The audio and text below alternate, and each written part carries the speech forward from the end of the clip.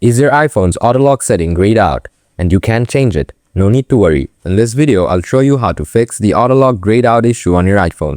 Let's get started with the solutions right away. Solution 1. Disable low power mode. Open the settings app, tap battery, toggle off low power mode. After that, check if auto lock works as expected. Solution 2. Turn off guided access.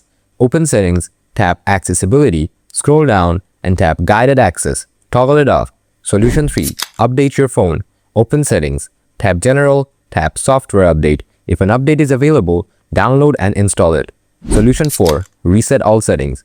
Open settings, tap general, scroll down and tap transfer or reset iPhone. Tap reset, then choose reset all settings. Confirm when prompted. This will reset your system settings but won't erase your data. That's it for fixing the auto lock grayed out issue on your iPhone. If this video helped, make sure to give it a thumbs up. Still having trouble? Drop a comment and I'll reply as soon as I can. Thanks for watching.